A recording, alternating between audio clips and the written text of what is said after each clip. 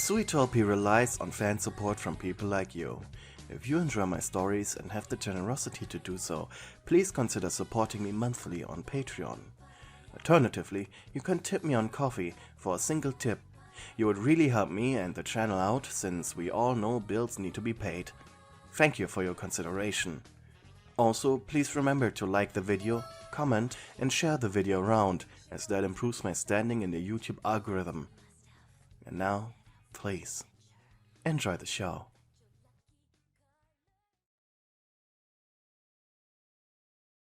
In a world like this, where the night meant incredible danger, meant that shelter was of even more importance, yet people still chose a nomadic lifestyle, be it the need to find other humans or a wish for adventure.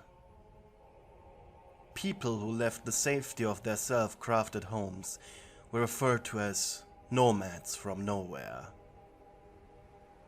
You had lived like that too, for a while, until it became bothersome. Of course, your mind told you to return home, but the village you grew up in just wasn't exciting you anymore.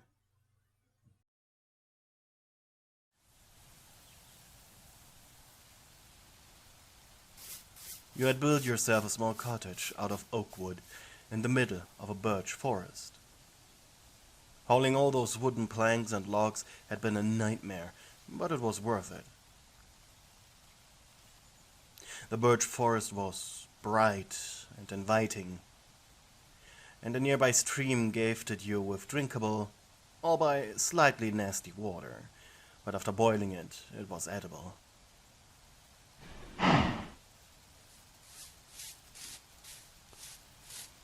A cow you had caught with a lead had been set up at a wooden fence post and gave you fresh milk. With a small field of wheat seeds, you were able to make enough bread so you would not starve.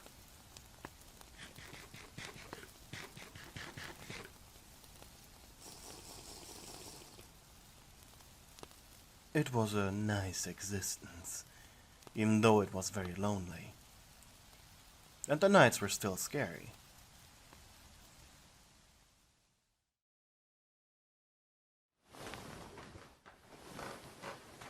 When you woke up today and left your house,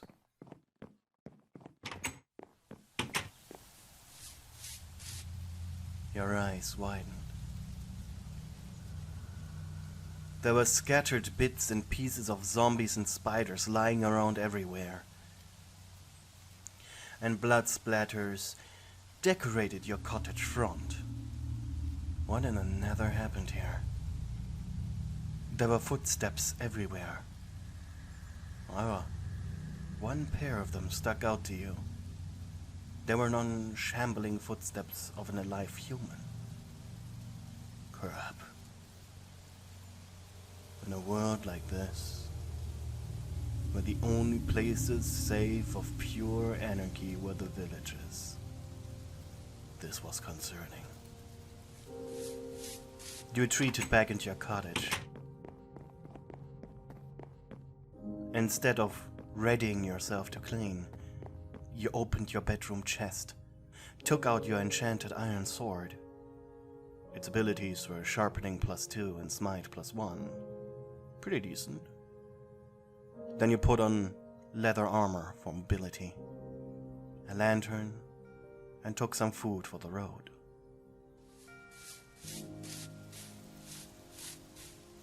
You needed to find this nomad and scare them away, or at least find out what kind of person they were. Quietly you followed the human footsteps. You could tell it weren't your own by the profile of their shoes and the deepness of the steps themselves. They were heavy. Sadly though, you were so focused on your task, and this person traveled so far, that without you realizing it, night was fast approaching. And when you noticed this, fear had been the first thing you felt. Maybe you should have stayed in your shed. Maybe you just cleaned up the area a bit. However, this nomad had been nice enough to spare you. After all, they could have simply used the button next to your iron door to get inside. You have been so proud of the simple mechanism, and the fact that the horrors of the night were too stupid to get behind it made it so much more sweeter. You heard rustling of leaves somewhere behind you. A stick cracking under weight, and the air began to fill with a rotten stench.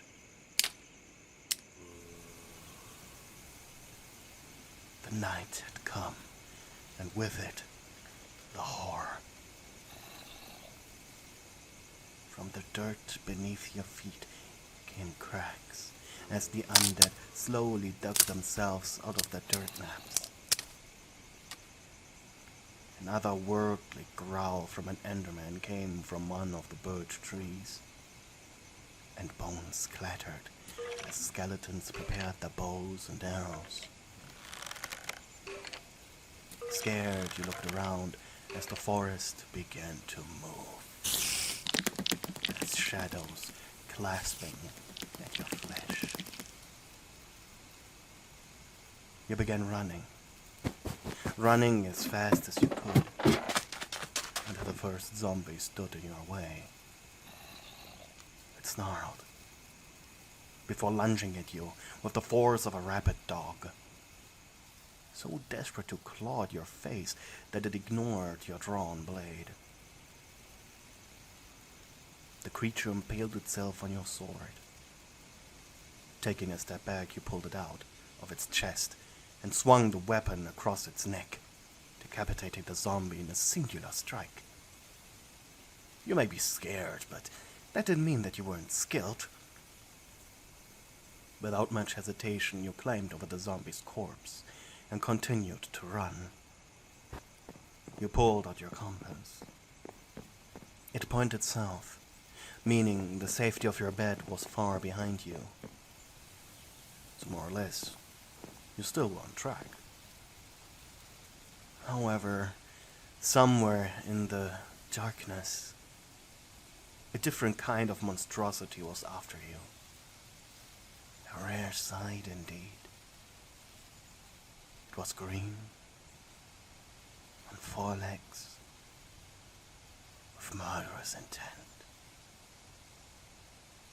These creatures all by mere plants, had their bodies filled with volatile seeds that exploded upon contact, spreading a vile mist of spores that would fester on a fresh human carcass and spawn more exploding monstrosities. The creeper had you in its sights the moment it awoke at the first moonlight, and it quickly approached, the zombies now being mere obstacles to slow you down. From its ashes upon your charred corpse would emerge tens, no, hundreds of tiny creepers, ready to repeat the cycle at a moment's notice. Meanwhile, you were heaving, exhausted, covered from head to toe in the purple blood of your undead foes. Your determination to reach the nomad and the potential danger they posed, it wasn't faltering. In a way, human determination might be the strongest element your species had. And then, just when you began chewing on a stale piece of bread as you were catching your breath, you heard the ever-familiar hiss of a creeper ready to blow. With a horrified expression, you looked back. The creeper's almost human face stared right back at yours, and you couldn't even muster as much as a panicked "no" before the monster blew you up. But somewhere in the distance, somewhere not far from you, hidden by birch tree leaves on the path you had been on, just a few more meters and you would have seen it. A man heard the explosion. Without hesitation, he took a stone axe and bow before leaving his treehouse.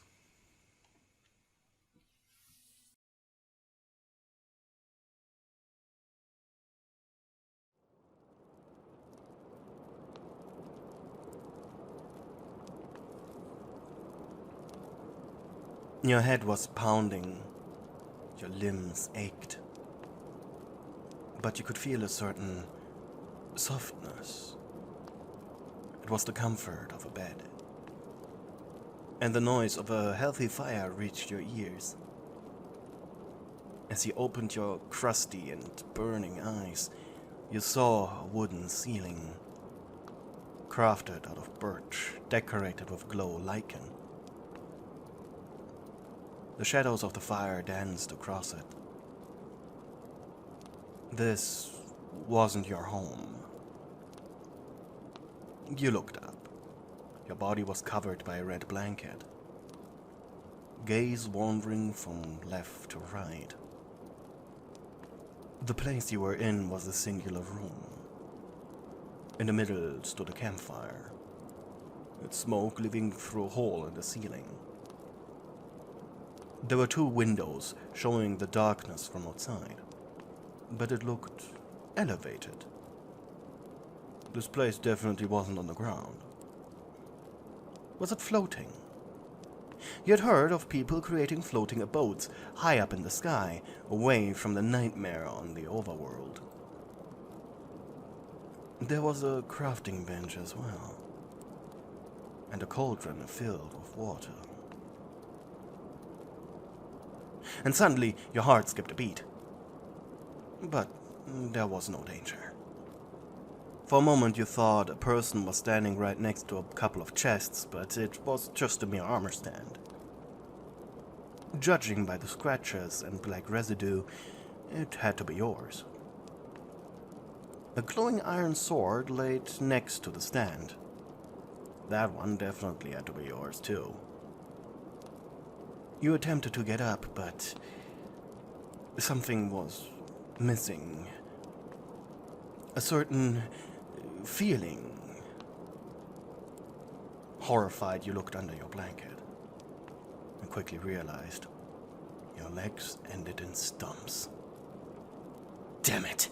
The creeper must have blown them off. Angrily, you threw yourself back on the bed. It hadn't been the first time a creeper mutilated your body like this. The last time you lost an arm and your nose and a couple of fingers.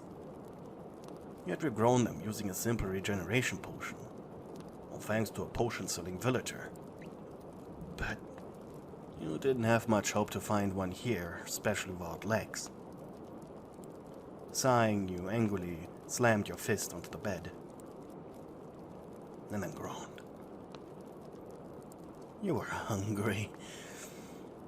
How long have you been knocked out? But then you heard a noise. Footsteps on wood. You gulped and turned on your side, facing away from the entrance. Seconds later, the door to the strange home opened. There was a noise of dripping as the person that entered walked around. Maybe you could risk a peek. Curiously, you shifted on the bed and opened one eye. In the middle of the house stood a man, chest covered by chainmail armor, boots made out of heavy iron. A bow was strapped around his shoulder. He didn't wear a helmet, so you could see his dark green hair. The dripping noise came from his axe. It was made of stone and covered in zombie gore. Sighing, the man placed something on the crafting bench. Was that a brewing stand? His back towards you, you couldn't see what he was preparing. Suddenly he turned around, catching you off guard. He saw that you were awake. The man had a clean-shaved face. His eyes were green, cheeks covered in freckles, and a gentle smile decorated his lips. "Hello there," he said awkwardly. You didn't reply. I found you. I heard the explosion and rushed towards you. Are you alright?" You nodded. Can you not speak?" You blinked, unsure of what to do. Of course you were able to talk, but you didn't know what information you could give away safely. My name is Izuku Midoriya." He pointed outside. "I come from a village far from here. It lies in the sandy dunes of a desert." He then proudly pointed at his chest. "In my village, we have a tradition where the most able-bodied either defend the village or go out and explore with the goal to, save people. We call those heroes." Embarrassed, he scratched his face. I guess that would make me one too, since, I kinda saved you. This had to be as awkward for him as it was for you. He shuddered. "I'm sorry I couldn't save your legs." He took a step to the side, revealing the brewing stand he had just set up. "But I'm already working on fixing that. You don't have to worry." Once again he shrugged. With the severity of your injuries, I think I need to make a regeneration potion too, at least. So, I guess you're stuck here for a bit." You furrowed your brows. You didn't seem like a cannibal. Never would you have expected to meet a kind stranger. Especially someone who would just willy-nilly make you a regeneration potion too.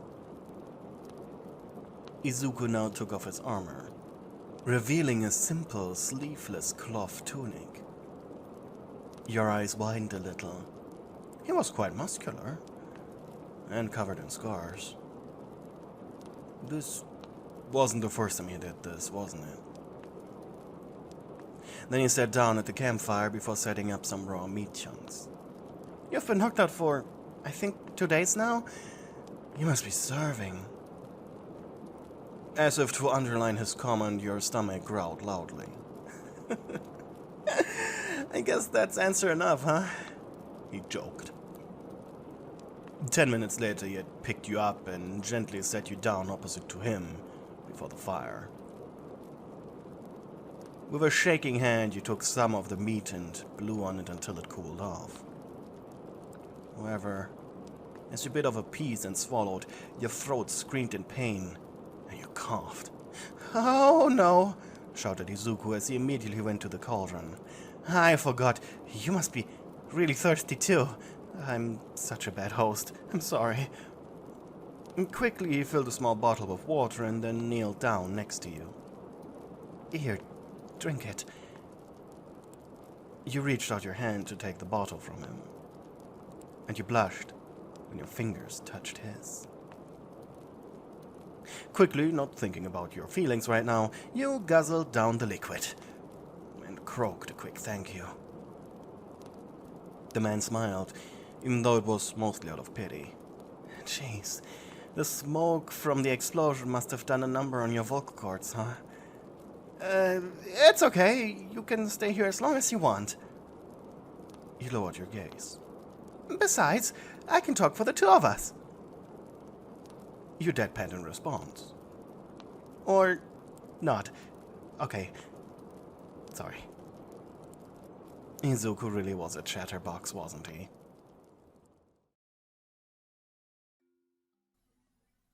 Over the next few days, he left you behind to gather resources. Food, materials, and most importantly, the ingredients for the regeneration potion. And you'd be lying if you said you didn't find it nice. Having a man bring you everything while you just sat there, doing things you could do while sitting, like fixing his damaged gear, sorting his chests, and cooking the raw food he brought. By now you even felt close enough to him to open up about yourself, and your heart fluttered whenever you heard him climb up the ladder of the treehouse. You had your usual evening, enjoying the meal you had prepared for the two of you, followed by cleaning his weapons, fixing his armor, as he continued perfecting the potion. Or craft some more arrows, as he really relied on his bow. However, tonight was different. Tonight, the potion was finished. With a gentle smile, he gave it to you. Pink liquid, warm from the brewing still, inside of a cute little bottle. It smelled fantastic. Well, time to get your legs back. You blushed. Izuku, you asked before sipping. When I drink this, can I stay with you? Midoriya tilted his head. Of course you can. He made it sound like it was obvious, almost making you scoff. Really? Can I also bring my cow? Izuku smiled. Yeah, of course. I mean, you're a nice person and, what? You're pretty? He said that with so much hesitation, like he feared making you think that's all what he saw in you. I mean, we're already halfway there. I mean, I already saw you naked. And, you were covered in creeper gunk. Don't look at me like that. He shouted. Also, you're bleeding and dirty. I needed to clean you. You would have gotten infected otherwise, and... You leaned forward, pressing your lips against his, shutting him up for good. His face was warm and soft, its gentle features hiding the true warrior that was hidden under his awkward personality. He melted into your touch, to the point where he almost made you fall over and spill the potion on the ground. You moaned in pleasure as his tongue bravely advanced past your mouth. Wet noises filled the cabin. And when you separated from him, minutes later, both of you were huffing with excitement. What was that for? He breathed, his face as red as a tomato. You shrugged. I thought, you wanted to? He could not suppress a dumb smile that betrayed his words. No! I mean, if you want to, we can, but. He faced away from you, mumbling to himself. A sweating, blushing mess. You just smirked and downed the potion. It didn't taste as great as it smelled. The pleasant color, the aroma, but it tasted like sandy water. Most definitely because of the glowstone dust that was required to fully release its regenerative abilities. You coughed, and then groaned, as a sharp pain began to rise up in your leg stumps, beginning the regeneration process. Are you alright? Did I mess it up? Oh god, I hope I didn't make a potion of harming by accident. You rubbed your leg stumps, practically feeling the regrowing bone pierce through your flesh. The next 2 hours you spent in agony, as you rediscovered the horror of your blown off legs all over again, just in reverse. With curious disgust, you both watched as your legs returned to their old self. It was like watching a mushroom grow. Ugh, was the only noise Izuku made throughout the entire ordeal. However, you sighed as you moved your new feet. How do you feel? You snorted. He was so cute. Like my entire lower half has been pressed through a hopper. Blushing, you look down at the ground. Thank you, Izuku. I love you. His eyes widened with joy and surprise. I love you too, he said, and grinned from ear to ear.